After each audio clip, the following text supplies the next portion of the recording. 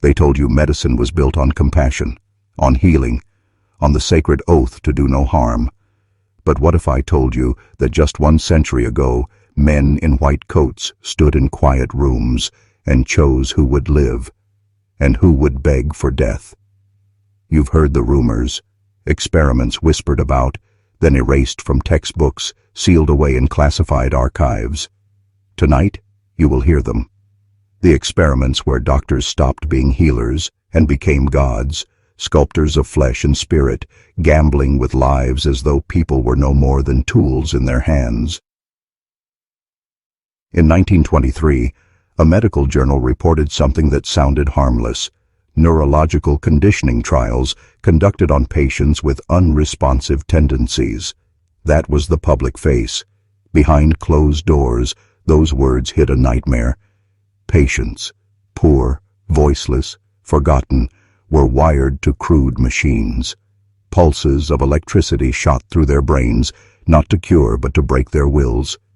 Some screamed until their voices tore. Others fell silent forever. And the men in charge? They called it progress. You were told the age of reason freed mankind from superstition. But the truth? It replaced one priesthood with another. In place of robed clerics came doctors in white coats. They promised science, but what they delivered was a new kind of ritual, cold, clinical, and drenched in blood. Records buried in university archives describe vitality transfers, where the life of one subject was drained in the hope of invigorating another. Do you understand what that means? They harvested the dying to keep the powerful alive. This is not conspiracy theory. It is documented, though buried under jargon. Hemodynamic recalibration. Transfusion endurance trials. Terms designed to make you look away. Yet beneath those sterile words is the image of a child strapped to a wooden table, her blood siphoned into the veins of an aging Hindu strialist who refused to accept mortality. 100 years ago, in secret laboratories funded by men whose names you still worship on skyscrapers, experiments blurred the line between science and sorcery. They called it medicine. History calls it silence. And now you must ask yourself, why were these files hidden? Who benefits when you believe doctors are only healers, when in truth, some were executioners cloaked as saviors? The answer is darker than you think, and this is only the beginning. Imagine walking into a hospital in 1925. The walls are clean, the nurses polite, the smell of antiseptic in the air. You'd feel safe, wouldn't you? That was the illusion. Behind locked doors in the basements of these healing temples, the safety ended. Patients with no family, no wealth, no voice, immigrants, orphans, the mentally ill, became raw material for experiments no one was supposed to survive. The phrase consent was a joke. No signatures were needed. The only permission doctors sought was from the institutions that funded them. Universities desperate for prestige, corporations desperate for patents, governments desperate for control. Every subject was expendable because every subject was invisible. The poor could vanish, and no one asked questions. One report from an asylum in Pennsylvania describes induced hypothermic suspension. Subjects submerged in ice water until their bodies trembled uncontrollably, then left for hours while doctors scribbled notes. Some froze to death. Others emerged alive but broken, their minds shattered by the trauma. The justification? To study how soldiers might survive winter battlefields. Do you see the pattern? The experiments were never about healing. They were about control, about testing the boundaries of obedience and survival. But there was something darker still. The belief that a human being could be remade, that suffering itself could forge a new man, more obedient, more useful, more profitable. Doctors weren't curing disease. They were sculpting identities. Electrical shocks to erase memory. Drug cocktails to scramble willpower. Isolation chambers to break the mind into pieces. And always, always, The same phrase echoed in their notes. Promising results. Promising to whom? Not the patient whose screams went unheard, not the families who were told their loved ones died of complications. No, the promise was to the institutions, to the silent machinery of power that demanded citizens who wouldn't question, soldiers who wouldn't hesitate, workers who wouldn't resist. When doctors played God, the operating table became an altar. The patient's body was the sacrifice. The reward wasn't knowledge, it was control. And the men behind it, the ones you still honor as pioneers of modern medicine, knew exactly what they were doing. This is the history they never taught you. Because if you knew what was done in the name of progress, you might start questioning the needles, the pills, the silent authority of the white coat. And that's the one thing they cannot allow. By 1927, the mask slipped. Official records admit what the whispers had already revealed. Experiments were not just tolerated, they were sponsored. Universities paraded their discoveries in polished journals, while in the shadows, their failures were buried with the bodies of the unwanted.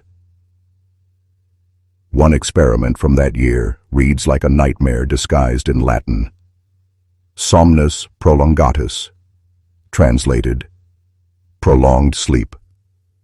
Patients were drugged into comas for weeks at a time, their muscles wasted, their minds dissolved, but the doctors smiled. Why? Because they claimed they had found a way to silence hysteria, to reset the brain. Imagine being trapped in endless darkness, unable to scream, unable to wake, while men in starched collars leaned over your body, congratulating themselves on their brilliance. And it wasn't just in America. Across Europe, state-run hospitals became testing grounds for chemical obedience. In Berlin, patients were fed daily doses of a new synthetic compound, amphetamines, while doctors documented the transformation. Sleepless nights, grinding jaws, a sudden mechanical energy that broke down within months, leaving hollow shells of human beings. Later, those same compounds would fuel soldiers marching across continents. You see the connection? What begins in a hospital ends on a battlefield. What begins as treatment ends as policy. The patient was never the true subject, the nation was. The masses were being tested, one body at a time, until an entire society could be controlled by needle, pill, and ritual. But the most sinister revelation is this. Many of the techniques developed in these secret wards never disappeared. They evolved. What began as crude experiments became standardized treatments. Electroconvulsive therapy, lobotomies, even common sedatives, all birthed from trial runs on human lives considered disposable. When you look at medicine today, how much of it do you think was built on cruelty that worked just well enough to be kept? They told you it was science, but listen closely. Doesn't it sound like something older? Like the rites of a priesthood calling down power through blood and pain? That's because it is. The white coat became the new vestment. The scalpel became the new blade of sacrifice. And every subject strapped to a table was an offering made not to God, not to healing, but to the machinery of control. Ask yourself, if they could do this 100 years ago in open institutions, what do you think they are capable of today, hidden behind glass walls and digital silence? By the early 1930s, the language of science had been perfected as a shield. Words like therapy, rehabilitation, public good, they weren't about healing, they were about hiding. In small, grim wards across America and Europe, experiments were justified with a single phrase, for the betterment of society. That phrase became a blade sharper than any scalpel. Take Vermont, 1932. A rural hospital quietly launched what they called behavioral correction studies. Children deemed unruly were strapped to chairs and subjected to cycles of sound and silence, deafening bells, hours of choking silence. Their bodies jerked in terror, their eyes darted begging for release. The doctors measured heart rates, recorded fear thresholds, and declared success when a child no longer cried, no longer resisted, just sat, silent, broken. That was called progress. In London, a physician named Dr. Winterbourne tested cold immersion. Patients were forced into ice water tanks, sometimes for hours, until their lips turned blue and their minds fractured. He swore it stimulated resilience. What it really did was teach obedience through suffering. One patient's diary, discovered decades later, held just 3 sentences. "I asked for help. They smiled. Then I stopped asking." And perhaps the most chilling, a series of memory extraction experiments in 1934. Patients were forced into repetitive interviews under sedation, their personal histories stripped from them in fragments. The result was men and women wandering the wards like ghosts, their own names erased, their identities hollowed out. Imagine the brilliance and the horror of a system that could remove not only your freedom, but your very memory of who you were. This was not medicine. This was conditioning. Hospitals became laboratories of social engineering, places where pain was data and obedience the ultimate cure. The world thought doctors were guardians of life. But inside those locked wards, they were architects of silence. Every broken child, every drowned man, every hollow-eyed patient was proof of a secret ambition to see how far the human mind could bend before it broke. And the public? They applauded. Medical journals called it visionary. Newspapers praised scientific breakthroughs. The masses never saw the cost because the victims had already been erased, physically, mentally, spiritually. Ask yourself, if obedience could be manufactured in a child with bells and silence, if memory could be stolen with sedation, what kind of society were these doctors building toward? By 1935, the walls of the hospital were no longer enough. Governments were watching. Funding poured into institutions not because they healed, but because they controlled. What began as whispered experiments became state projects cloaked in nationalism and progress. The first red flag, the eugenics boards. Operating quietly in North Carolina, Indiana, Sweden, and Germany, these boards weren't composed of mystics or cultists. They were composed of doctors, professors, judges. They authorized selective sterilization on thousands of men and women deemed unfit. The word unfit was dangerously flexible. It could mean poor. It could mean sick. It could mean simply inconvenient. Picture this: a farmhand in North Carolina, 19 years old, taken in for routine evaluation. Days later, he left sterile, never told why. His crime? He scored low on an arbitrary test. A woman institutionalized for depression? She was sterilized too, her future children erased by a pen stroke. The doctor signed the order with steady hands, the state reimbursed the hospital, and society called it progress. Across the ocean, Berlin's physicians studied the same solutions. Only they didn't stop at sterilization. Their research tested chemical castration, forced breeding programs, and early forms of what they called racial hygiene. The very same men who swore an oath to heal were turning into bureaucrats of bloodlines. But here's the truth: they never wanted revealed. The hospitals weren't just experimenting on individuals, they were prototyping mass control. Each broken patient, each erased lineage, was a data point in a larger equation.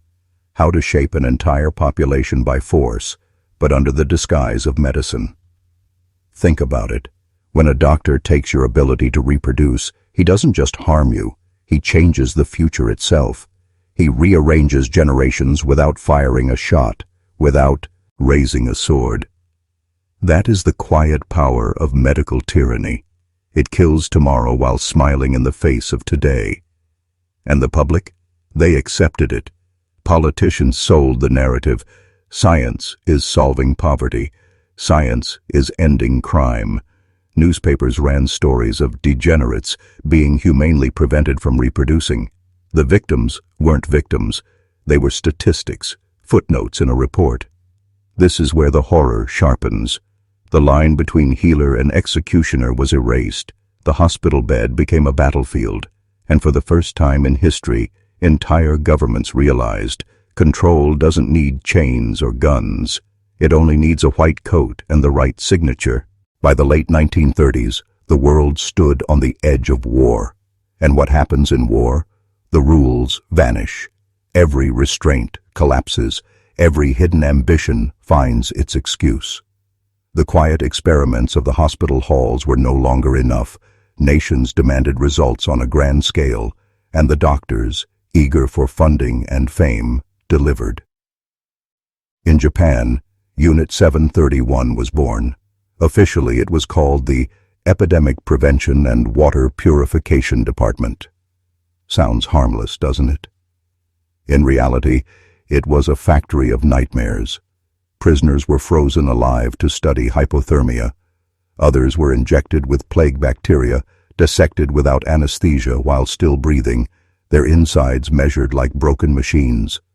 Doctors recorded every scream, every convulsion, every heartbeat. Science in its purest form, or so they claimed. In Germany, concentration camps became laboratories. Doctors in SS uniforms tested poisons, burns, amputations, high-altitude survival, all on men, women, and children. Twins were mutilated in the name of heredity research. One experiment forced prisoners into ice water until death, just to see how long a soldier might last in the North Sea. Every corpse was a data point. Every body was a tool. And here's the most chilling truth.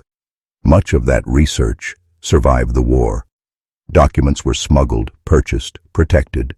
Some scientists were prosecuted, yes, but many, they were recruited. Their data became the foundation for modern medicine, aviation safety, even pharmaceuticals. What began as horror in the camps was scrubbed, repackaged, and filed into textbooks. The victims' screams became charts. Their deaths became footnotes. In America, too, wartime loosened chains. The Tuskegee syphilis study. Men deliberately denied treatment so doctors could watch the disease devour them. Soldiers dosed with hallucinogens to test psychological endurance. Radiological experiments where patients, often children, were exposed without consent. The war didn't just spread destruction. It spread opportunity for those already willing to play God. What does this reveal? That war was not a tragedy for these doctors. It was a harvest, a chance to expand forbidden science from the shadows of a ward to the scale of a nation. A chance to turn medicine into a weapon not against disease, but against humanity itself.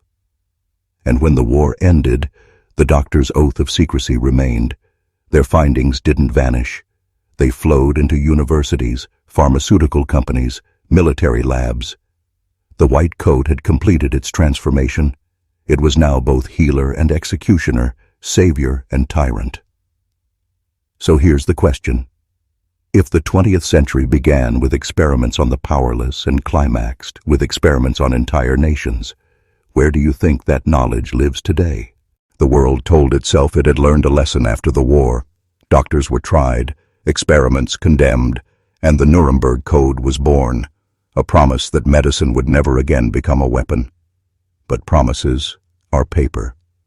Behind the curtain, the experiments didn't end. They multiplied. In the United States, the CIA launched Project MK Ultra in the early 1950s. Its mission? Control the human mind. The tools? Drugs, hypnosis, sensory deprivation, and psychological torture. Hospitals, universities, even prisons were quietly enlisted. Patients checked in for depression or insomnia and woke up in a nightmare of endless tests. One woman, known only as Patient 17, was kept under LSD for 86 consecutive days. Her mind fractured. She could no longer remember her own children. Her case was buried in classified files. She was simply another data point in the quest to erase and rebuild the human self. And it wasn't just drugs. Doctors experimented with electroshock at voltages far beyond therapeutic use, scrambling memory and identity. Others tested sensory isolation tanks, sealing patients in darkness and silence until hallucinations devoured their minds. Every breakdown was documented, every scream recorded. All of it was called progress.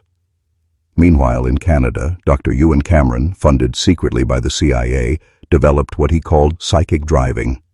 Patients at the Allen Memorial Institute were drugged, shocked, and forced to listen to recorded messages thousands of times on endless loops.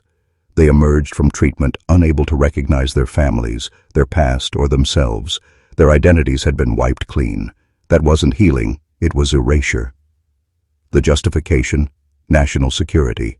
If a human mind could be broken and rebuilt, then an enemy could be controlled. And if an enemy could be controlled, so could a population. Here's the truth no one wants to face. The Cold War wasn't just fought with bombs and spies. It was fought in hospitals and laboratories, with doctors playing God, deciding who remained human and who became a test subject. And the most disturbing part? Much of what was discovered didn't vanish when MK Ultra was exposed.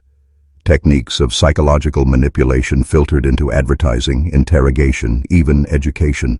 You feel it every day, in the messages you hear, in the systems you trust. The experiment never ended. It just changed form. So I'll ask again, when medicine claims to heal you, when institutions promise safety, are you sure you're not simply another patient in an experiment too vast to see? By the mid-1960s, a terrible realization emerged. The experiment no longer needed the locked ward. It didn't need restraints or hospital gowns. Ordinary life itself became the laboratory. The question was no longer, can we control the mind? It was, how do we control entire populations without them realizing it? The first testing ground? Schools. In the United States, children were subjected to programs of enforced conformity disguised as behavioral science. Classrooms became arenas of silent conditioning. Bells rang not just to mark time, but to trigger obedience. Testing was used to sort the capable from the disposable. Psychologists measured compliance and reported it as progress. Parents celebrated, never realizing their children were subjects in a social experiment that would last a lifetime. Then came the media. The techniques of repetition and suggestion, refined in laboratories, slipped into advertising. Commercials blasted the same phrases again and again, embedding them in memory. News broadcasts mirrored the structure of hypnosis, a shock, a repetition, a resolution offered by authority. What had been tested on patients in isolation tanks was now tested on millions, beamed through glowing screens. Workplaces, too, adopted the science of control. Surveillance, time clocks, productivity charts, all borrowed from the same philosophy. Reduce human beings to measurable data, adjust their environment, and watch behavior shift. If a worker collapsed, they were replaced, just as a patient in a failed experiment was replaced. Efficiency was worshipped. Humanity was optional. But here's the chilling truth. None of this was accidental. These weren't isolated coincidences. They were the continuation of experiments too valuable to abandon. The methods of MK Ultra, the behavioral correction of the 1930s, the sterilizations of the eugenics boards, all were blueprints for shaping a society where freedom was an illusion, where obedience was engineered. And the people? They didn't resist. They lined up. They sent their children to schools. They bought the products. They consumed the media. They clocked in, clocked out. Just like the patients a generation earlier, they mistook the experiment for reality. The hospital walls had dissolved. The scalpel was replaced by the screen. The restraints were replaced by routines, but the principle remained the same. You are observed, measured, and adjusted. Ask yourself this. When was the last time you had a thought that didn't come from a bell, a broadcast, or a glowing screen? And more terrifying, if you can't remember, was that by design? Listen, What we call progress is often only tradition wearing a new suit. The rites of ancient priesthoods, fire, fasting, sacrifice, were not about healing the body so much as asserting power over it. A priest could command a village because he could promise the future. A doctor in a white coat makes the same promise today. I hold your life in my hands. The instruments change, the altar moves from stone to stainless steel, but the underlying bargain is identical. Think of the oldest ceremonies, a community gathered, a chosen victim laid out, the elders reading signs and deciding fate. Those rituals taught obedience. They taught a simple truth. Authority writes reality. Now replace the altar with a lab table, the elders with credentialed men, the incantations with clinical jargon. The ritual becomes data points. The sacrifice becomes clinical subjects, and the crowd, your crowd, applauds the results because they are told the ritual is virtuous. This is the through line they never taught you in school. Bedlam and cathedrals, laboratories and courts, they are all rooms where humans are offered up in the name of something greater than themselves. When a doctor pronounces a diagnosis, it sounds scientific. But remember, in 1920, a diagnosis could be the first step toward a sterilization order, a sentence disguised as treatment. In 1950, a diagnosis fed into a government dossier that justified psychological experiments. Rituals morph into systems when the language is polished and the motives are hidden. And here's the nasty pivot. Rituals are persuasive because they promise meaning. People want to believe they are part of a grand design, that suffering is not random but purposeful. That hunger for meaning makes populations malleable. Feed them a story. Your pain is for the progress of mankind. Your silence will save future generations, and you will watch obedience bloom. Motor and medicine and modern media perfected this script. Wrap control in compassion, and most will accept their chains willingly. You must see the pattern. From sacrificial stone to surgical steel, the mechanism is identical. Authority identifies vulnerability, offers a sacred solution, administers suffering under the guise of salvation, and then records the obedience as evidence of success. The only thing that changed was the vocabulary. Where priests once spoke of sin, doctors now speak of pathology. Same architecture, different facade. This is dangerous knowledge because it strips the glamour from the white coat. It forces you to ask the hard question. When you enter an institution, are you seeking healing, or are you stepping into a ritual that will ask more of you than you ever intended to give? The answer will determine whether you remain a subject or become a man who remembers how to refuse.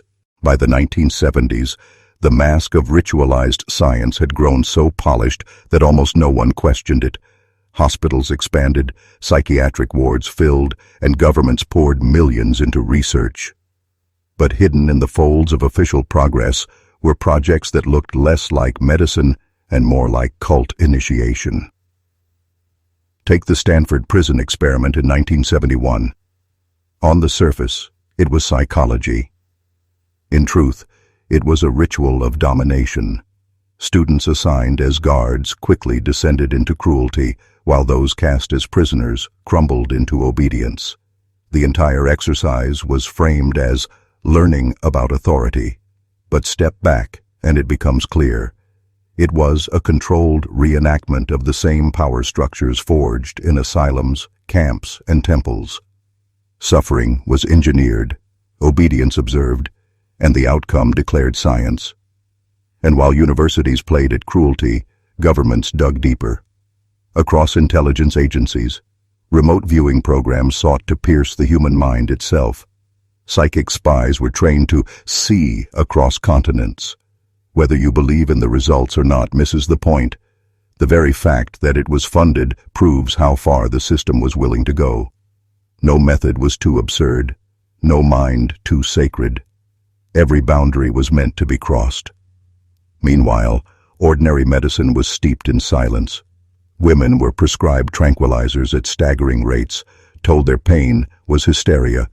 Children were funneled into trials for new vaccines, their parents kept in the dark. Even prisoners, stripped of rights, were injected with experimental drugs under the label of rehabilitation. These weren't isolated abuses. They were the continuation of a long ritual where the powerless supplied the sacrifice. And society applauded, again. The newspapers wrote of miracle drugs, universities boasted of groundbreaking discoveries, and anyone who dared to ask what it cost was silenced, said with a familiar refrain, "It's for your own good." Do you see the ritual now? The pattern repeats like a chant. Select the vulnerable, apply suffering in the name of progress, bury the bodies beneath statistics, and polish the results as enlightenment. Ancient priests once called it atonement. Modern doctors called it advancement. The circle never broke. It only widened. By the end of the decade, one thing had become undeniable. The experiment was no longer confined to hospitals, universities, or secret agencies. It was everywhere. The line between treatment and control had blurred beyond recognition. And once you realize that, a darker question emerges. If society itself is the experiment, who exactly is the patient, and who is the doctor? They taught you DNA was destiny only recently, an elegant code that explains life. But beneath that veneer of wonder, the late 20th century birthed a new frontier of control, one far more intimate than pills or shocks: biocontrol. When you give someone the map of life itself, you hand them a scalpel that can cut across generations. That scalpel did not stay sheathed. By the 1980s and 1990s, genetic research moved from curiosity to commodity. Patents on genes, ownership of biological sequences, commercial labs harvesting tissue samples from the most vulnerable. This was not accidental. It was a market. Corporations and universities struck deals that turned bodies into data sets and cells into assets. The poor donated tissue in exchange for care. Prisoners' samples were logged. Indigenous communities were offered medical partnerships while their genomes were cataloged. Each sample fed an algorithm, a catalog, a spreadsheet of human variants to be bought, sold, and manipulated. At the same time, Big Pharma discovered the power of targeted narratives. If you can name a disorder, you can sell a cure. Suddenly, normal variations of mood and temperament were reframed as pathology. Entire markets opened for drugs that smoothed, numbed, and standardized human behavior. Clinical trials bloomed in economically depressed regions where oversight was thin. The people who enrolled were told they were helping science. Many never understood they were the raw material of profit. Surveillance entwined with biology. Electronic health records, biometric ID systems, vaccine registries, tools designed to protect public health became instruments of visibility. A database knows who you are, how you've been treated, and which trials you participated in. Visibility breeds leverage. Insurance companies, employers, even state agencies could access patterns and make decisions that alter opportunity, reproduction, and liberty. Medical data turned into a ledger of trust and suspicion. And then came gene editing, CRISPR and its promise to fix heredity. Hear this plainly. Technology that edits embryos, that allows traits to be selected, is not inherently benevolent. In the wrong hands, it is a refinement of the same logic that once sterilized the unfit. It is design applied to people, with all the arrogance of those early doctors who thought they could choose who should belong to the future. None of this happened in a vacuum. Funding lines, private grants, military interest, each funneled resources where science and control met. Ethical boards existed, but ethics are paper unless enforced. The mechanisms of secrecy, the normalization of experimentation on the poor and othered, persisted. The lab coat became a brand. The lab report became a contract. So ask yourself, when medicine speaks of prevention, of personalized care, of genome sequencing, Whose future are they personalizing? Whose genes are being read, annotated, and monetized? The more intimate the technology, the more absolute the power. The lesson of the last century is clear. Control evolves. It moves from cages and sedatives into clinics and code. And the most dangerous experiments are those that promise to make you better while secretly making you comprehensible and therefore manageable. Listen closely. Power learned its favorite language, normalization. It doesn't seize, it convinces. The medical-industrial complex did not explode into being overnight. It crept layer by layer until the structures meant to protect life instead protected profit, prestige, and power. Boards, panels, and agencies were erected to lend legitimacy. Then those bodies were quietly filled with the same men who profited from their rulings. Regulation became a revolving door. Ethics committees issued fine-sounding reports while the contracts were already signed. The result was a system that could experiment at scale and call it lawful. Pharmaceutical giants learned faster than anyone how to weaponize hope. Create a disorder name, fund the research that discovers it, sponsor the conferences, seed the journals with studies, and pay doctors to prescribe the cure. Clinical trials moved to places where oversight was weak and patients were desperate. A village received a clinic and in return gave tissue samples and trial participation. A prisoner received a pill and in return yielded data points. The ledger closed in favor of industry every single time. When adverse events occurred, settlements were paid, protocols revised, and the narrative reset. The experiment continued. Insurance and employment systems joined the chorus. Data from medical records and wearable devices fed algorithms that judged your riskiness. Premiums rose, opportunities narrowed. Your biology, once private, became a ledger open to calculation. The system didn't need overt brutality. It needed leverage.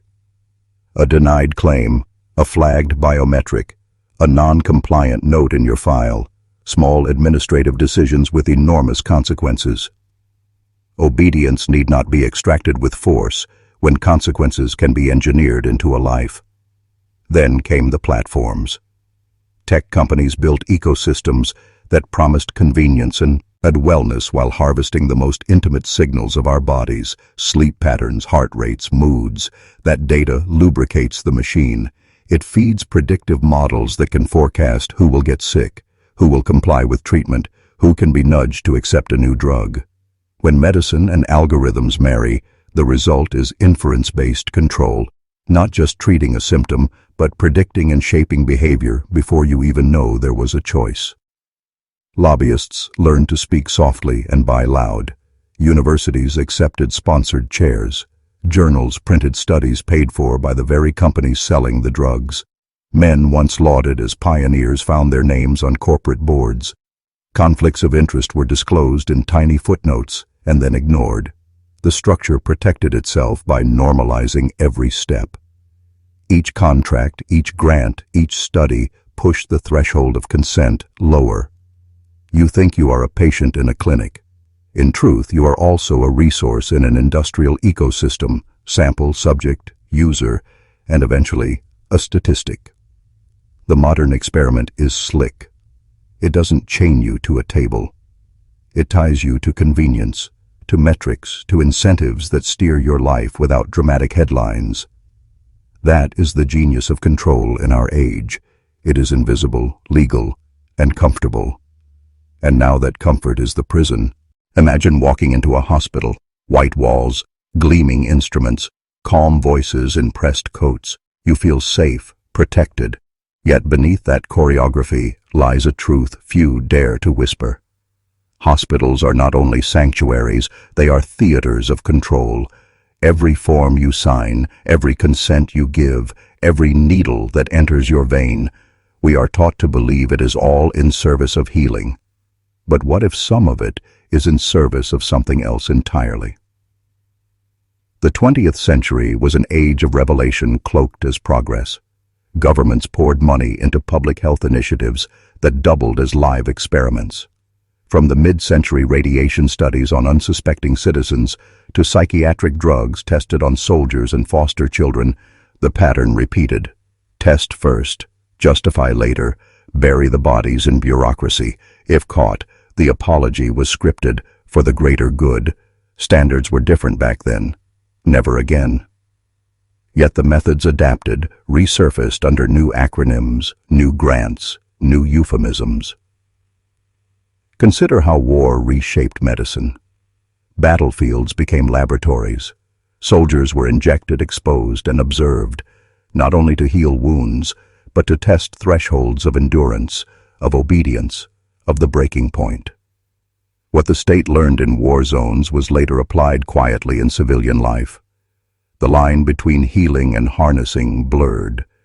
What is a clinical trial, after all, if not a war conducted in silence against uncertainty, where the subjects rarely know the real objective? And institutions perfected their camouflage.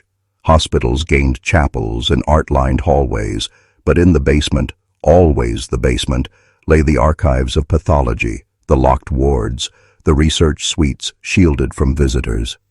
There, bodies were not patients but material, tissue samples stored for future study, records coded to protect reputations. The dead, stripped of agency, repurposed for science without a whisper of consent. Families buried loved ones, never knowing their cells lived on in flasks and freezers across the globe, feeding experiments they'd never approve. Think of how language hides the truth. Human subjects, research. Experimental therapy. Expanded access. Each phrase softened, each phrase designed to make you nod, to lower your guard. But strip away the words and what remains is simple. Men playing God, tinkering with bodies and minds, not because they must, but because they can. And here is the revelation that changes you. The system does not need cruelty to sustain itself. It only needs your trust. Trust provides the silence in which forbidden experiments can thrive. The consent you give casually, the form you sign without reading, that is the open door.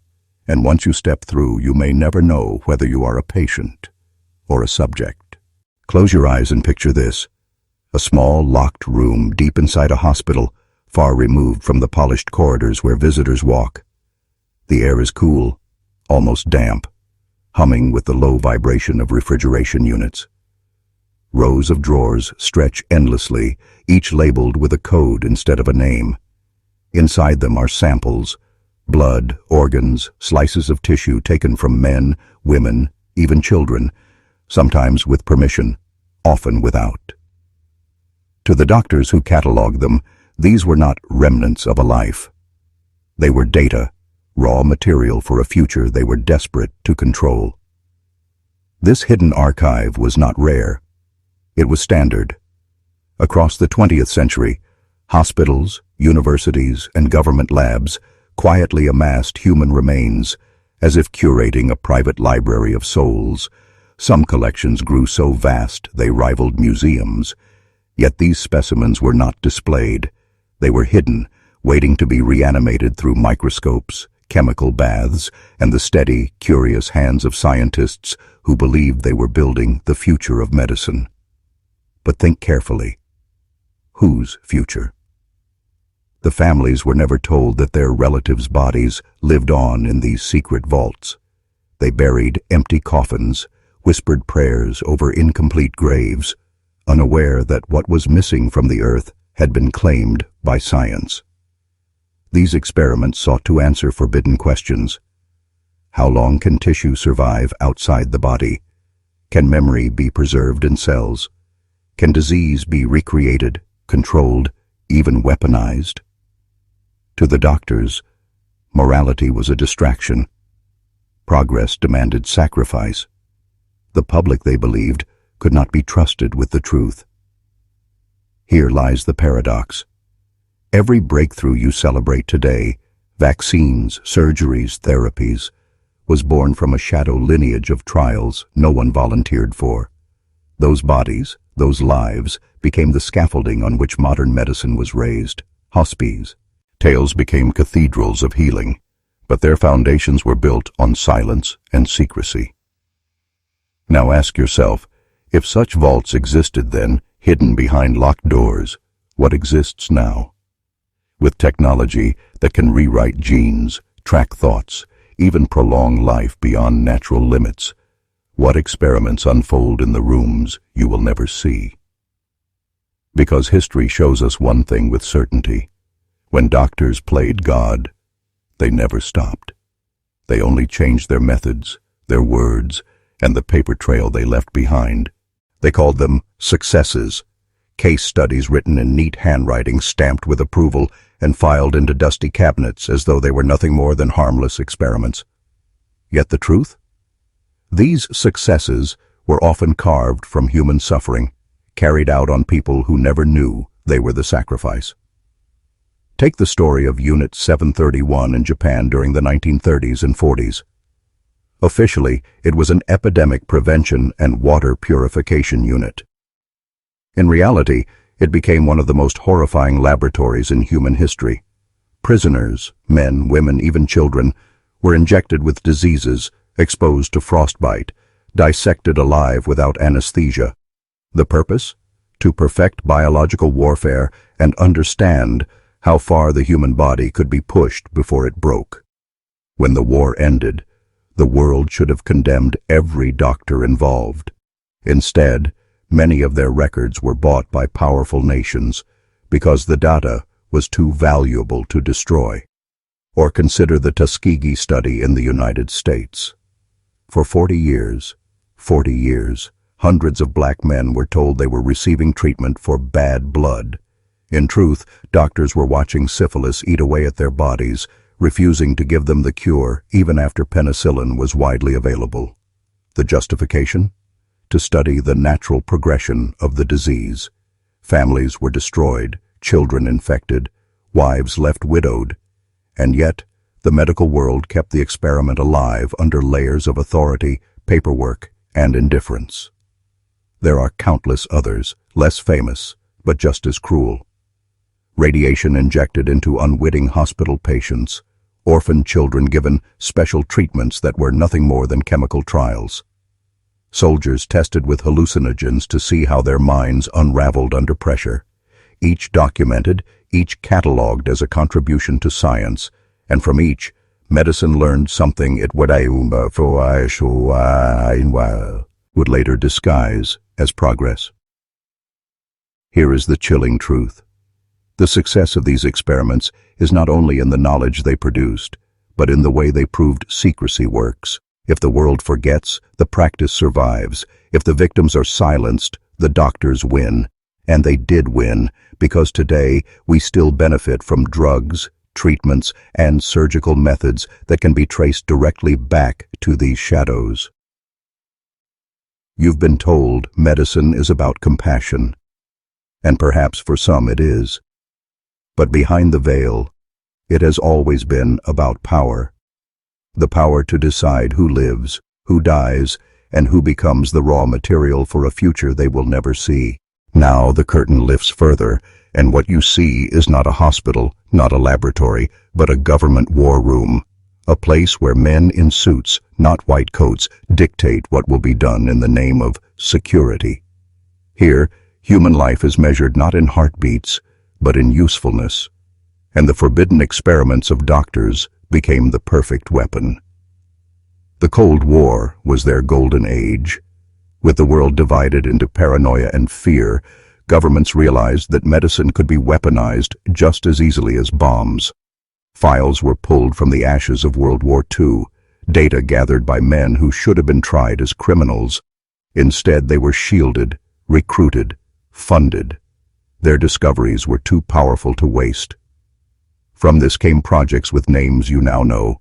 MK Ultra in America, its Russian and European cousins hidden behind acronyms still classified. What began as psychiatric therapy twisted into an empire of control. Citizens, soldiers, prisoners, even children were dosed with mind-altering drugs, placed into sensory deprivation tanks, shocked, starved, hypnotized. The goal was not healing. The goal was obedience, to strip the human mind of resistance and rebuild it as something pliable, programmable. And it wasn't only the mind. The body itself was tested as a weapon. Radiation was studied by dosing unsuspecting hospital patients. Chemical agents were released into subways, sprayed over cities just to see how populations reacted. Entire communities were chosen as unknowing subjects in experiments that would never be revealed until decades later. The justification was always the same: national defense, survival of the state. If we don't do it, our enemies will. But peel back the patriotic slogans, and you see what it really was: states giving doctors unlimited permission to play God, not for the sake of curing disease, but for the sake of mastering control. The res ults. Some of those techniques still ripple through modern society. Medications refined from these programs, interrogation tactics exported to secret prisons, surveillance of not only what you do, but how your mind reacts under stress, data once gathered in those hidden labs. So understand this: when governments embraced the forbidden experiments of medicine, they didn't just inherit knowledge. They inherited the belief that secrecy makes anything permissible. And once the state believes that, there is no limit to what can be done to you in silence. Picture this: a young soldier, barely 20, lying strapped to a narrow cot in a military hospital. He believes he is being treated for fatigue after returning from drills. What he doesn't know is that a vial of clear liquid, LSD measured in drops, has been slipped into his IV. Within minutes, his reality fractures.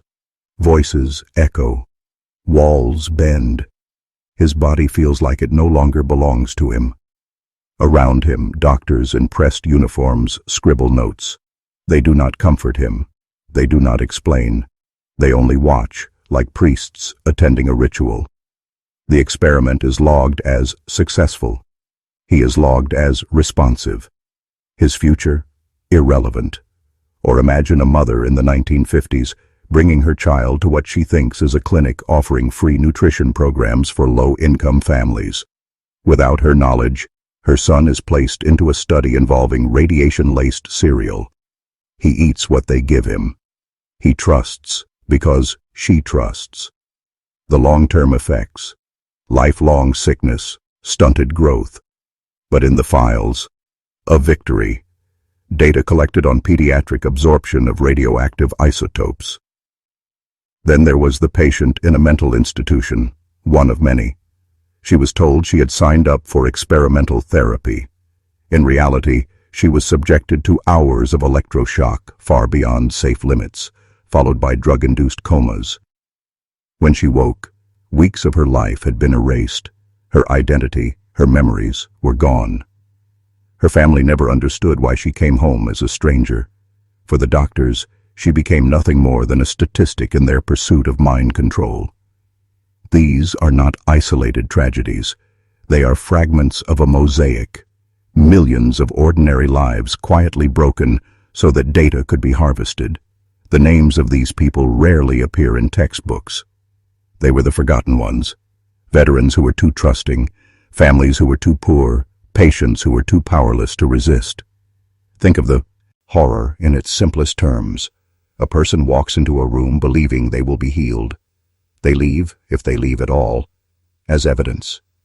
Their humanity is stripped, their suffering translated into charts and reports. And when those reports were passed up the chain, polished into advances, the victim's pain became invisible. Now, here's the question no one dares ask. How much of what you call modern medicine is built on this unseen graveyard of human trials? And if their suffering was hidden once, who is to say it is not being hidden still? Imagine walking into an archive, dust swirling in the thin light, rows of gray filing cabinets stretching into the dark. You pull open a drawer. Inside are folders, brittle with age, their labels faded. But when you flip through, you find something strange: pages missing, names blacked out, entire sections cut with razor blades. It feels less like history and more like a crime scene scrubbed clean, and that is exactly what it is. Governments, hospitals, universities, once their experiments were complete, they went to work on something even more sinister, erasing the evidence. Paper trails were shredded, witnesses were silenced, victims were buried under medical jargon or dismissed as unstable. Official histories declared these rumors or misunderstandings, while behind locked doors, the real files were stamped classified and hidden away. Take the Tuskegee study. For decades it operated in plain sight, yet every whistleblower was ignored, every plea by the victims dismissed. Doctors and officials reassured the public there was no cause for alarm. Only when a reporter forced the documents into the light did the truth spill out. And when it did, the institutions scrambled, not to take responsibility, but to control the narrative. Mistakes were made. It was a different time. Always the same script, designed to wash away guilt without revealing the full depth of horror. Or consider the Cold War projects, MK Ultra, Artichoke, Bluebird.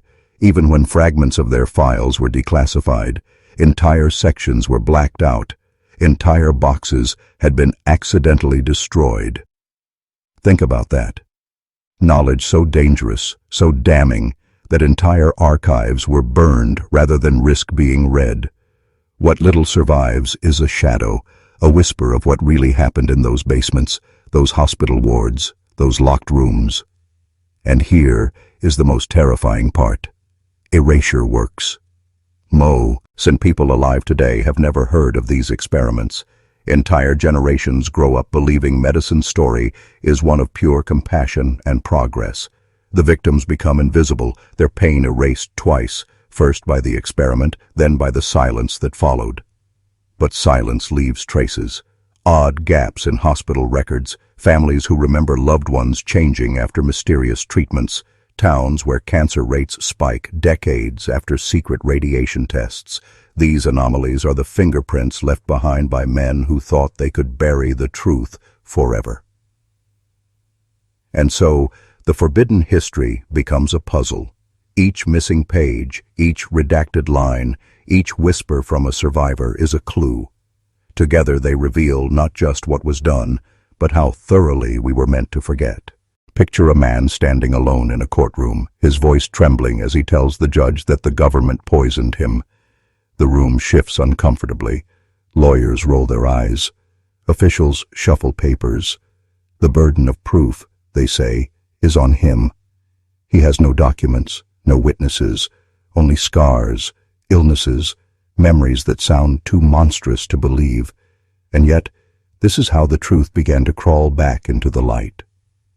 Not through institutions admitting guilt, but through survivors refusing to stay silent.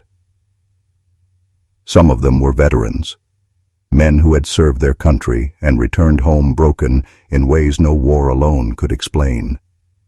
Their bodies carried burns, cancers, or invisible torments of the mind. They spoke of injections given without explanation, of pills swallowed under orders, of doctors who called them subjects instead of soldiers. For decades, their stories were dismissed, but slowly they began to connect, to compare their scars, and to realize they were not alone.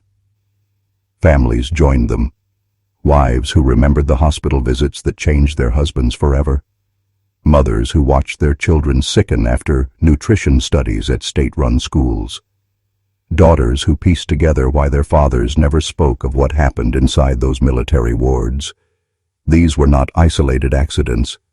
They were patterns, patterns too sharp, too cruel to ignore. And then came the reporters, men and women who stumbled on fragments of the erased history, a stray memo, a missing file, a whistleblower willing to risk everything. With their ink and cameras, they did what the institutions would not. They gave the survivors' words weight. Articles were published, testimonies aired, and once the silence cracked, it spread. Other victims found their courage, lawsuits followed, hearings were forced. But even then, the victories were fragile. Governments issued apologies that rang hollow. Institutions admitted mistakes, but stopped short of full confessions. Survivors often died before compensation ever reached them. Families carried the weight of trauma without answers. The machine of secrecy never truly stopped. It simply learned to disguise itself better. Here lies the power of their resistance. In refusing to be erased, survivors dragged the hidden into daylight. They forced us to confront the unthinkable truth that entire systems designed to heal were capable of destroying, and worse, capable of lying about it for generations. Now the question hangs in the air like a blade. If the only reason we know about these forbidden experiments is because survivors fought to be heard, how many more were silenced, their stories never told? Public trust is like glass. Once shattered, it never returns to its original form. When the testimonies of survivors reached the public, the image of doctors as pure healers cracked. Suddenly, the white coat was not just a symbol of compassion, it was also a mask. And the institutions knew this. They understood that if people truly saw the depths of what had been done in hospitals, laboratories, and government clinics, faith in the entire system could collapse. So they pivoted. The first defense was language. Euphemisms replaced confessions. Words like unfortunate, isolated, or outdated practices softened atrocities into bureaucratic mishaps. Official apologies were carefully crafted, filled with regret, but emptied of responsibility. By framing the crimes as relics of a less enlightened past, institutions reassured the public. That was then. This is now. The second defense was distraction. While hearings and lawsuits grabbed headlines, massive campaigns promoted medical breakthroughs, miracle drugs, and life-saving procedures. The story of medicine was rewritten as a march of progress. Every press release, every glossy brochure, every smiling commercial showing a child saved by modern treatment worked to drown out the darker truths. But the most effective defense was secrecy reborn. After scandals like Tuskegee and MK Ultra, laws were passed to protect human subjects. Committees were formed. Consent forms became standard.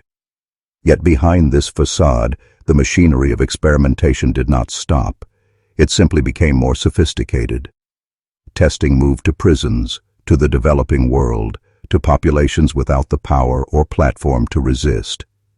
Data collection became more covert, folded into everyday healthcare, and eventually, digital records. In other words, the system did not dismantle itself, it adapted.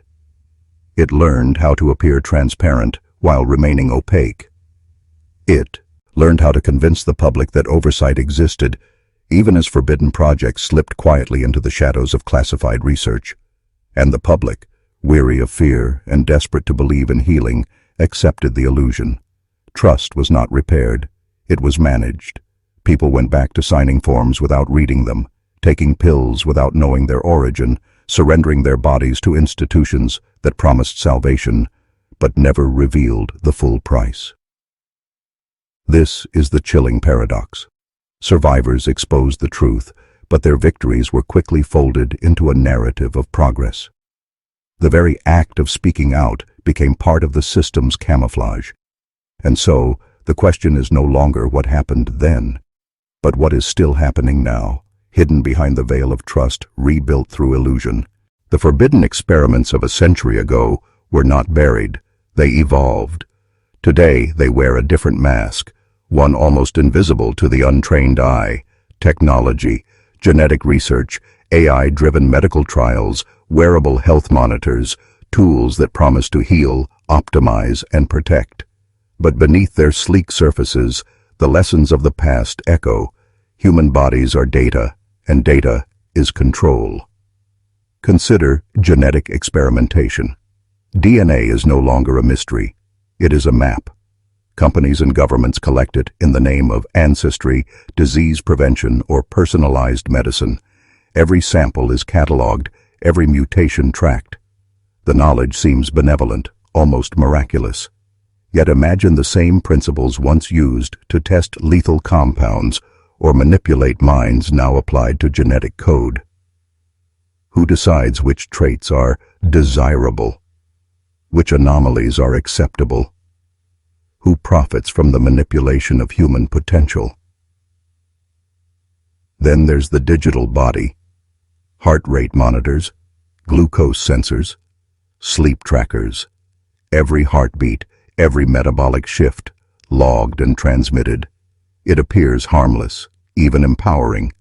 But combined with AI, predictive analytics, and behavioral algorithms, it becomes a system capable of anticipating human weakness, vulnerability, even psychological susceptibility. The state, or corporations aligned with it, can now intervene before the mind or body fails. Precisely the same control early doctors once sought in secret labs, now executed with algorithms rather than syringes. Hospitals themselves are not immune. Clinical trials still carry ethical loopholes. Consent forms are pages thick with legalese, often unread. Drugs are tested, dosed, and monitored with precision, yet the influence of profit and hidden research agendas ensures that the patients remain both subjects and instruments. The lessons of history, obedience through trust, suffering disguised as science, persist in digital, genetic, and chemical forms. The point is stark. The forbidden never truly disappears. It adapts. It hides in plain sight, disguised as progress, benevolence, and convenience. And the average person, unaware of this continuum, continues to hand over their body, mind, and trust to institutions that have mastered the art of secrecy for over a century. Now pause and consider this carefully. The same systems that once performed atrocities behind closed doors are still operating, but now they are invisible, automated, and integrated into daily life. Awareness is no longer just curiosity. It is survival. Psychological control is the quietest, most insidious weapon. Unlike a needle or a chemical agent, it leaves no visible scar, but its effects are deeper, more enduring. The methods developed in the forbidden labs of a century ago didn't vanish. They were codified, refined, and deployed in every sphere where compliance could be engineered: education, media, politics, advertising, even personal technology. The core principle is simple: manipulate perception to shape behavior. Early experiments tested the limits of fear, suggestion, and sensory deprivation.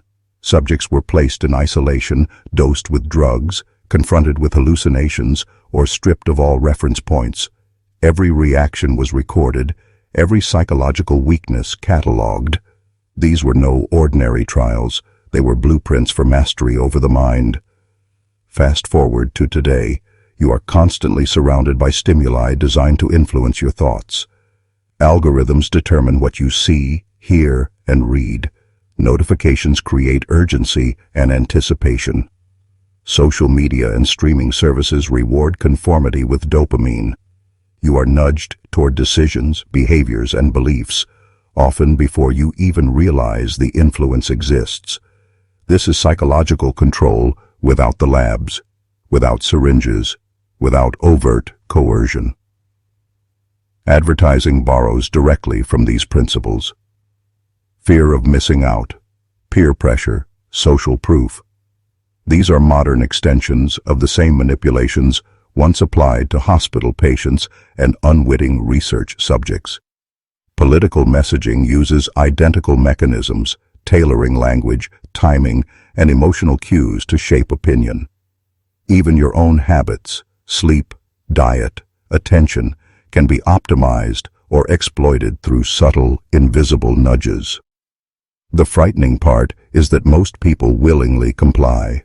Obedience, trust, and desire to belong are exploited. The same patterns discovered in secret experiments and how the mind responds to authority, stress, and reward are now embedded in everyday life, And because it is invisible, most never question it. Most never realize the architecture of control around them. This is not paranoia. It is history repeating itself in evolved form. Understanding it is the first step toward freedom. Recognizing the invisible chains, the same chains tested in basements and labs a century ago, reveals the landscape of manipulation you traverse every day. Now, before we descend further, take a moment. Write in the comments, "I see the truth," twice. This is not mere ritual. It is a symbolic affirmation of awareness, a signal to yourself that you are no longer a passive observer, but a man awake to the hidden forces shaping your life. Imagine a world where your body, your mind, and even your habits are quietly monitored, not by spies, but by systems designed to protect you. Hospitals collect your medical history. Smartphones track your movement, sleep, and heart rate. Social media catalogs your emotional responses. It seems helpful, even convenient. But layered on top of this benign facade is the blueprint of forbidden experiments. The lessons of control, observation, and influence honed over a century ago, now automated and silent. In the early 20th century, doctors performed invasive experiments to measure human limits. How much pain could a body endure? How far the mind could be pushed before breaking? The goal was control, pure and absolute. Today, those goals are encoded in algorithms. Subtle nudges manipulate decisions. Predictive analytics anticipate behavior. AI models, trained on mountains of data, simulate human psychology with terrifying accuracy. It's no longer a single patient on a cot. It's millions, connected, observed, analyzed, and shaped in real time. Consider your digital footprint. Every click, every purchase, every like is recorded. Behavioral psychologists once used isolated lab settings to test obedience and compliance. Now, social media and advertising platforms perform these experiments on billions. Fear, desire, loyalty, conformity, they are all manipulated using the same principles as the forbidden experiments of the past. And most people don't even realize it. Most people willingly participate. Medical research, too, has evolved. Genetic testing, wearable sensors, and AI diagnostics promise life-saving insights. But they also provide unprecedented access to the human body and mind. Every heart rhythm, every metabolic shift, every genetic marker becomes data. For the institutions controlling these systems, you are no longer just a patient. You are a subject, a source of measurable information, a puzzle to be solved. Consent forms mask this reality, much like the veiled experiments of decades ago. The horror lies not just in the systems themselves, but in their invisibility. You cannot resist what you cannot see. And yet, just as the survivors of past atrocities exposed the hidden laboratories of cruelty, awareness today becomes a weapon. Recognizing the mechanisms of control, the patterns, the nudges, the data collection, is the first step to reclaiming autonomy. The question now is stark.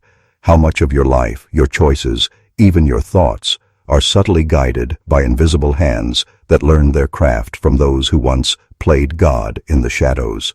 Ethics. The word is supposed to be a shield, a boundary that protects the vulnerable from the powerful. But history shows it can be bent, twisted, or completely discarded when ambition, curiosity, or profit outweighs morality. The forbidden experiments of a century ago did not occur in a vacuum. They thrived because the ethical frameworks of the time were conveniently porous, easily exploited by men who convinced themselves that the ends justified the means. Doctors who once played God rationalized every atrocity.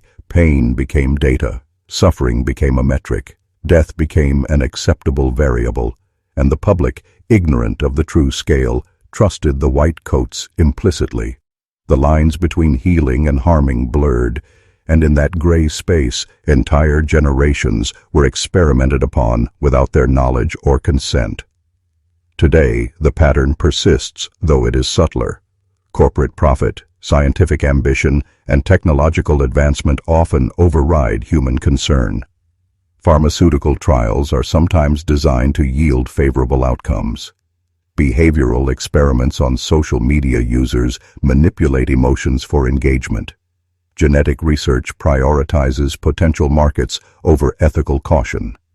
And just like the past, the beneficiaries are rarely the subjects. They are the institutions, the corporations, and the policymakers. They gain control, wealth, influence. The victims, silent, anonymized, often unaware, bear the cost. This erosion of ethics is intentional. It is taught, codified, and reinforced by systems designed to protect power, not people. Regulations exist, but they are porous. Oversight exists, but it is frequently perfunctory. And the public, distracted by convenience and trust, rarely questions the structures built to monitor, manipulate, and guide them. What is most disturbing is the normalization of this practice. Once forbidden knowledge, hidden in basement and classified archives, has seeped into everyday life. We no longer even recognize it as unethical because the systems are cloaked in utility, benevolence, and necessity. The same human impulses, obedience, trust, desire for safety, that allowed early doctors to perform horrors are now leveraged in ways that feel ordinary. And yet the lessons of history are clear. Ethical erosion does not stop. It accumulates. A generation that tolerates subtle manipulation today may awaken tomorrow to consequences it cannot undo. The question is not whether these systems are dangerous, they are, but whether you have the awareness to see them and the courage to act before the invisible chains tighten. The continuity is unmistakable. What began in dimly lit laboratories, hidden basements, and isolated hospitals has now become a global architecture of control, extending into military programs, psychological research, and industrial testing. The lessons learned a century ago about obedience, compliance, and the malleability of the human mind were too valuable to be abandoned. Instead, they were adapted, refined, and weaponized in ways that the public rarely sees. Military experiments provide a clear example. Soldiers, considered ideal subjects, were exposed to chemical agents, hallucinogens, sensory deprivation, and psychological stress tests, often without knowledge or consent. These were not one-off trials. They were systematic attempts to map the limits of the human body and mind. The knowledge gained did not disappear with the end of a program. It was archived, cross-referenced, and applied wherever control over human behavior could be useful. Psychology, too, carries echoes of the forbidden past. Techniques developed to test obedience and manipulate perception in labs are now embedded in therapy, advertising, and social engineering. Fear, reward, isolation, and repetition, the same levers used to break and rebuild individuals, have been refined into tools for influence that pervade our daily lives. Every algorithm, every persuasive design, every curated feed applies these principles subtly, often invisibly. Industrial experiments are no different. Workplace monitoring, stress testing, and ergonomics research often intersect with behavioral control. Human performance becomes a variable to optimize, not a person to protect. Workers, like patients in the old experiments, are observed, measured, and nudged toward compliance.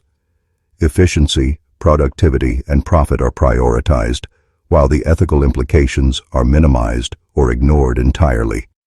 The terrifying realization is this: the methods that once required isolation and secrecy now operate in broad daylight.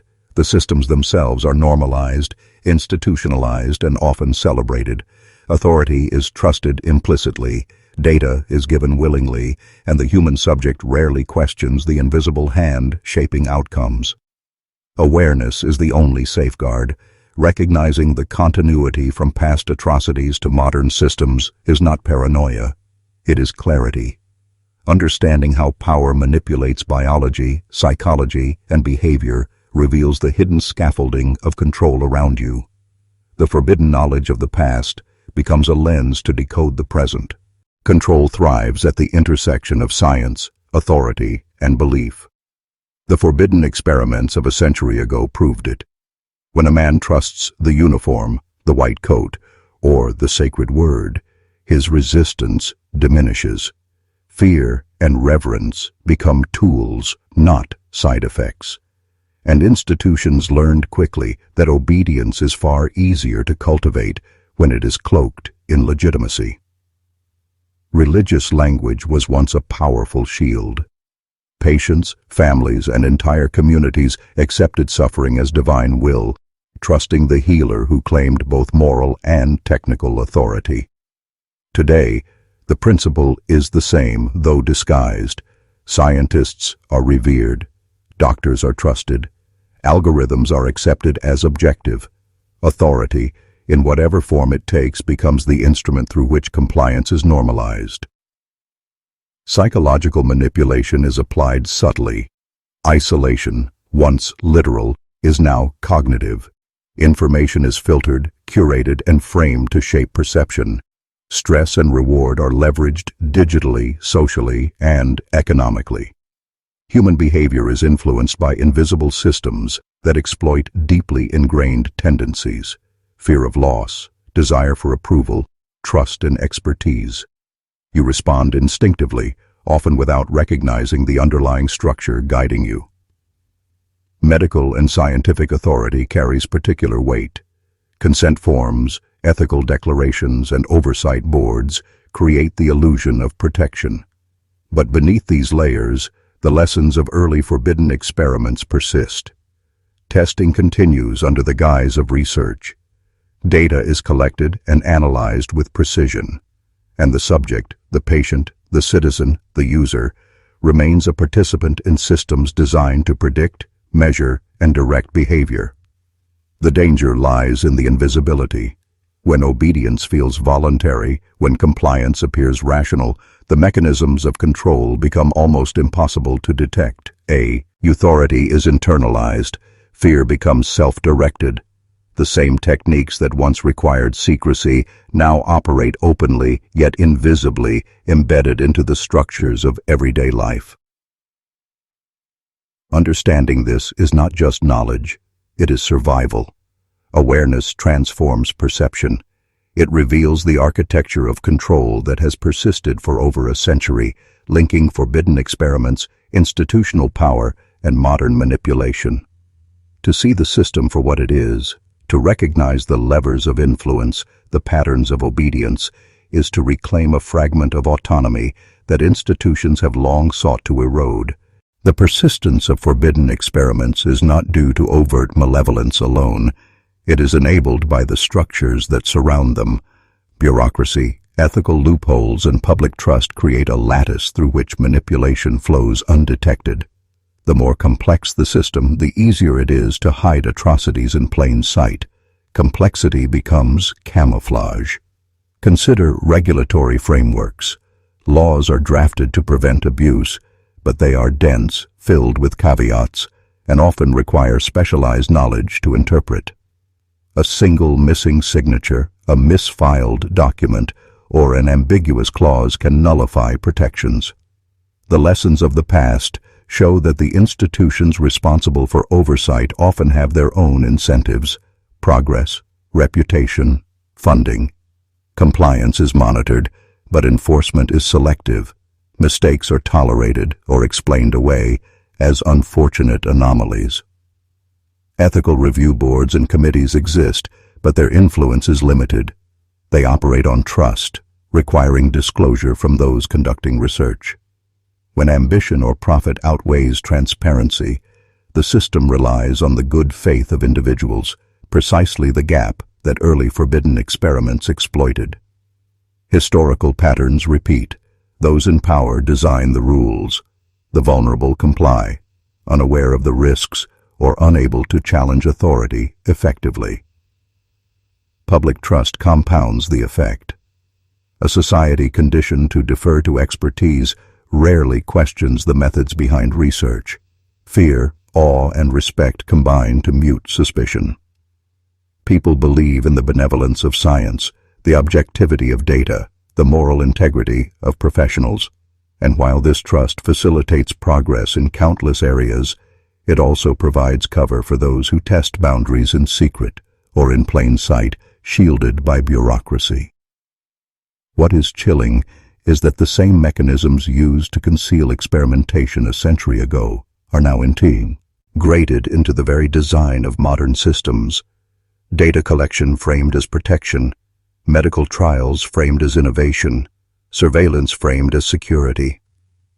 Ethics exist as a performance, oversight as ritual, trust as a tool, and the human subject, the unwitting participant, remains at the center, measured, observed, and manipulated, often unaware.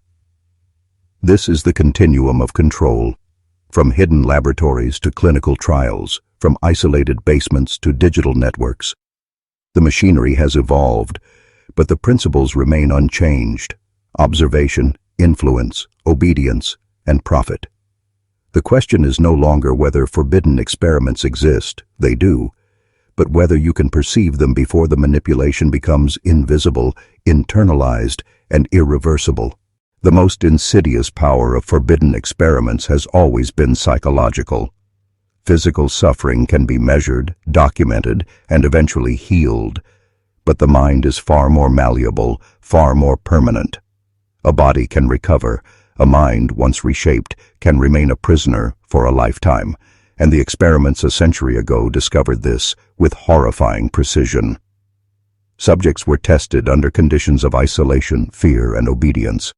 Authority was reinforced at every step. Compliance was rewarded with comfort, disobedience punished with suffering or deprivation.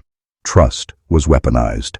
The victims were not just observed, they were trained, conditioned, and ultimately transformed into instruments of their own subjugation.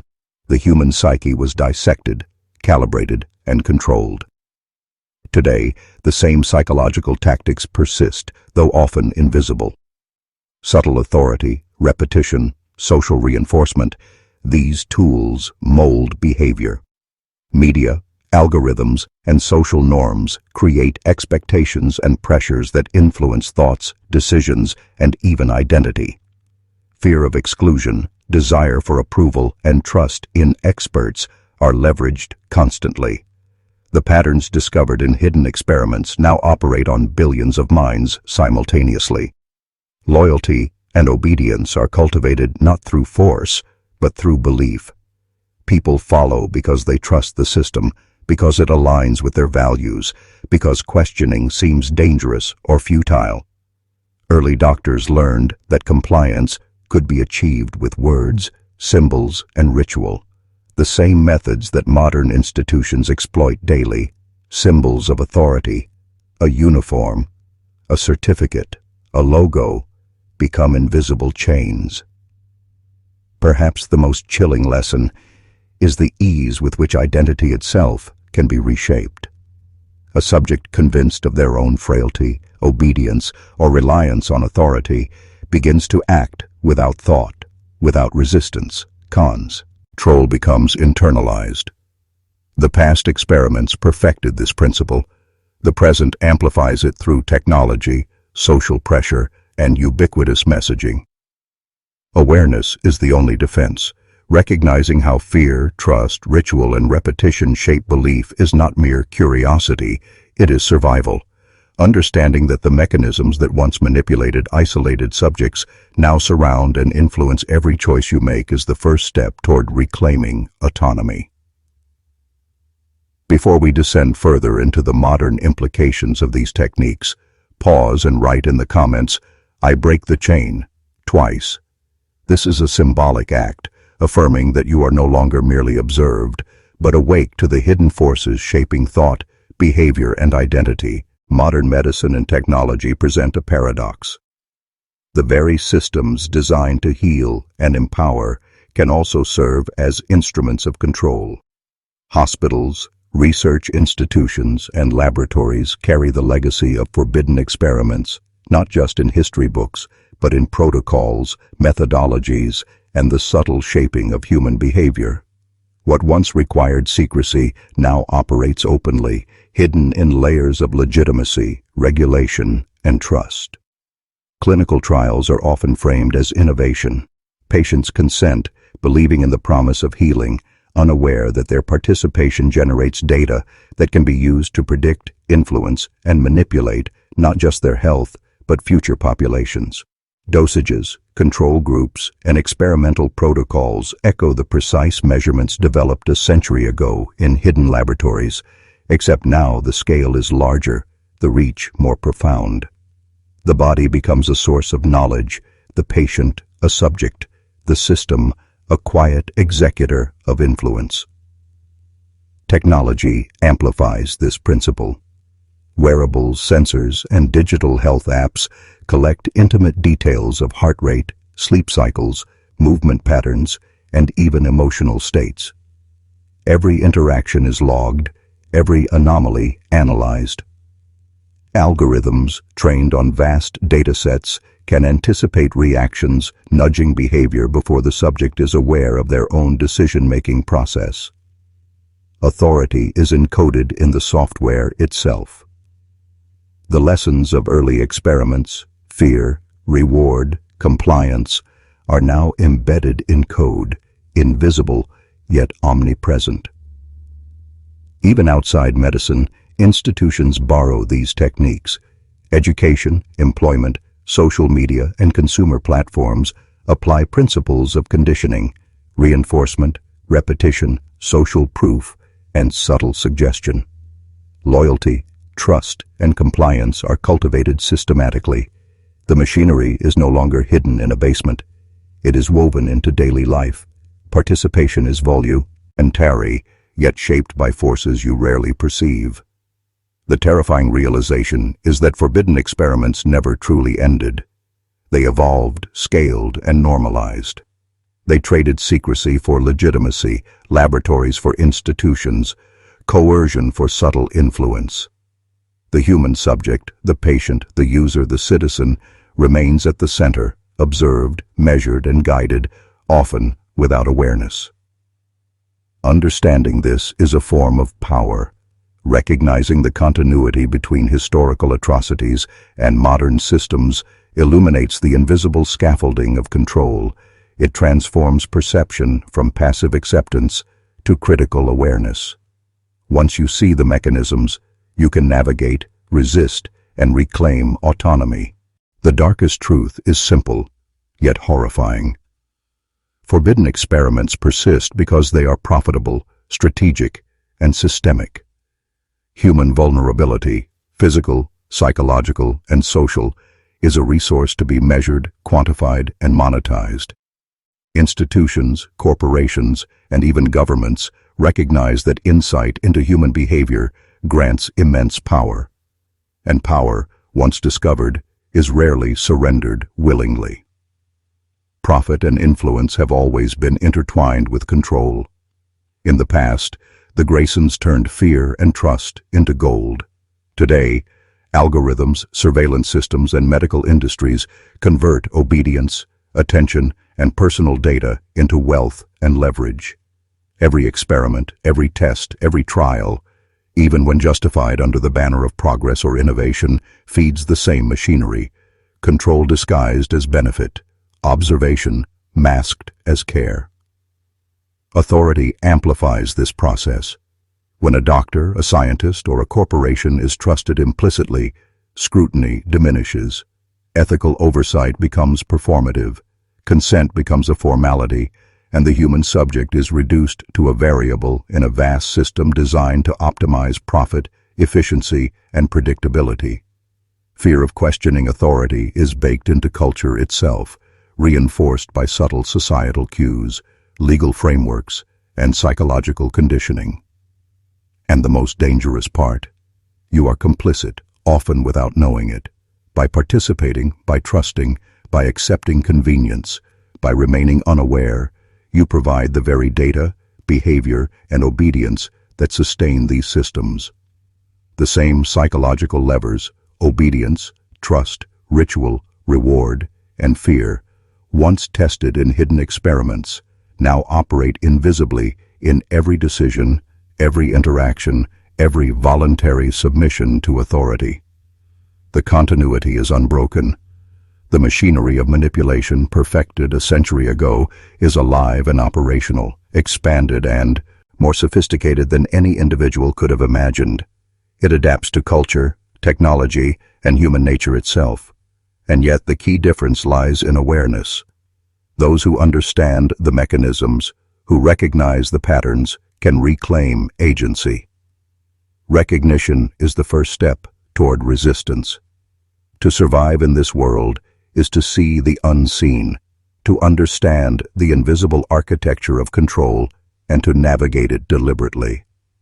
Ignorance is the most dangerous vulnerability, trust without scrutiny, the most potent tool of subjugation. Reclaiming autonomy is not an abstract concept. It is a deliberate, conscious practice. The first step is awareness, seeing the patterns, recognizing the levers of influence, and understanding the architecture of control that has persisted for over a century. Knowledge itself becomes a weapon, and the mind the battlefield. Observe closely. Question authority, even when it presents itself as benevolent. The uniform, the certificate, the logo, these are symbols designed to elicit compliance. Scrutinize incentives. Who benefits from your trust, your participation, your obedience? History shows that institutions rarely act purely from altruism. Benevolence can conceal agendas. Efficiency can conceal manipulation. Guard your information. Every click, every transaction, every shared detail feeds algorithms, institutions, and experiments that measure, predict, and influence behavior. Awareness of this alone creates friction in the machinery of control. You may not stop it entirely, but you can limit its reach, reclaim portions of your autonomy, and remain conscious of when your choices are being subtly guided. Strengthen your mental boundaries. Psychological manipulation thrives on vulnerability, fear, isolation, repetition, and reward. Recognize these levers in your own life.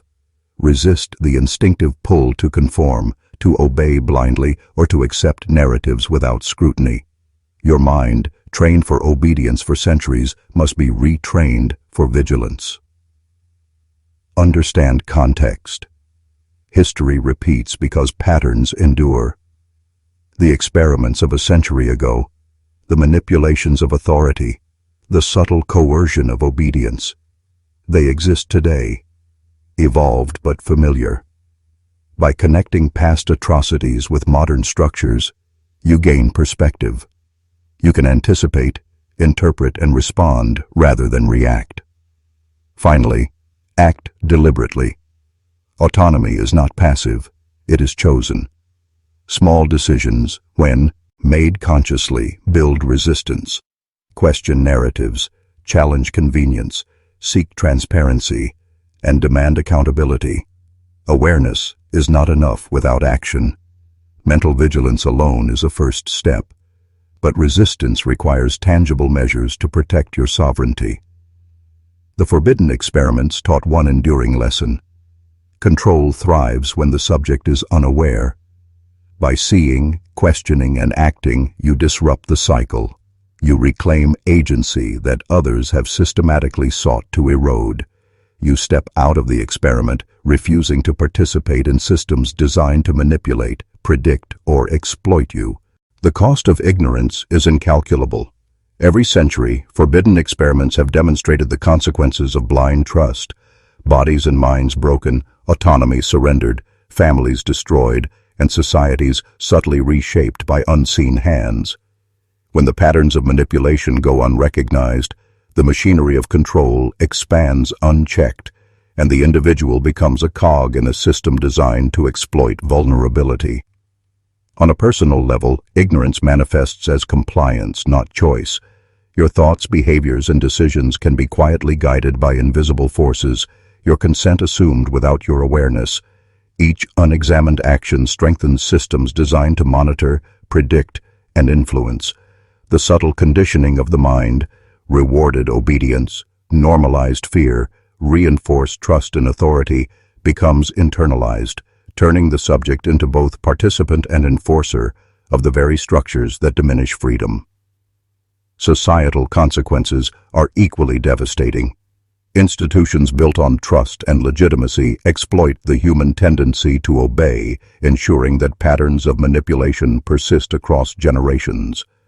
Public oversight is weakened, skepticism is discouraged, and ethical boundaries blur. History shows that once control mechanisms are embedded, they evolve faster than the public consciousness. What began as hidden experiments in a remote lab or chapel now permeates the very foundations of social, technological, and political life. And yet, the lesson remains clear. Awareness is both shield and weapon. Recognizing the continuity between past atrocities and modern systems equips you to resist, disrupt, and reclaim autonomy. Knowledge transforms fear into strategy, vulnerability into vigilance, and passivity into agency. Ignorance is the tool that powers manipulation. Insight is the spark that cuts the chains. The question is no longer whether forbidden experiments exist. They do. The question is whether you will see them, understand their reach, and act before the patterns of control envelop you entirely. Every decision, every moment of vigilance is an act of resistance. Every refusal to comply unconsciously chips away at the machinery that seeks to dominate thought and behavior. You have now descended into the forbidden knowledge, into the patterns that the powerful have long exploited. The path back is not escape. It is transformation. You are no longer merely an observer. You are an awakened participant, capable of perceiving the architecture of control and of choosing your own actions with clarity. This is the final descent. What you have seen, heard, and absorbed is dangerous knowledge, the kind that changes a man permanently, reshaping how he perceives authority, trust, and his own autonomy. Forbidden experiments were never just about bodies or data.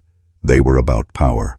The power to shape belief, to bend will, to redefine reality for those who trusted too easily. And now, that same knowledge lies in your hands. Understand this. The machinery of control is relentless, patient, and adaptive. It does not require secrecy anymore. It hides in plain sight, wrapped in legitimacy, moral language, and the comforting promise of progress. The lessons of the past, poisoned remedies, orchestrated obedience, hidden agendas, have evolved into systems of prediction, manipulation, and influence that touch every facet of modern life. The unseeing are trapped. The awakened are free to navigate. But freedom comes with responsibility. Awareness alone is not enough. You must act deliberately, question relentlessly, and recognize the invisible chains wherever they appear. Every click, every conversation, every decision is a battlefield. Your attention, your consent, your obedience, these are currency in a system designed to exploit them. Guard them, exercise them, reclaim them. Now commit this to memory. The past is not dead. The techniques perfected a century ago are alive today, embedded in institutions, technology, and human interaction. What was once secret experimentation is now normalized influence. The only defense is vigilance, understanding, and a refusal to accept manipulation as inevitable.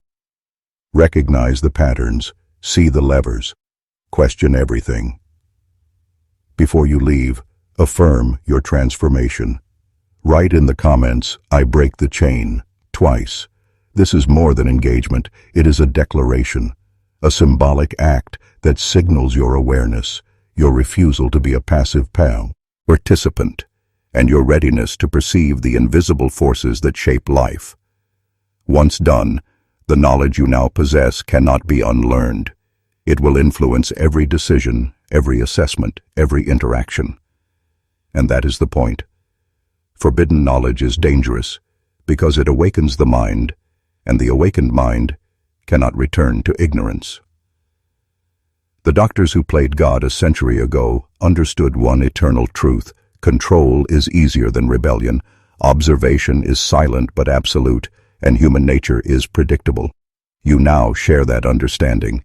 You have glimpsed the architecture of manipulation, and with that glimpse comes power, responsibility, and vigilance. Guard it, use it, and remember, the world is not as it seems, and it has always been designed to test the limits of your awareness. This is the knowledge they never wanted you to have. You have it now. You are changed, and nothing will ever feel the same again.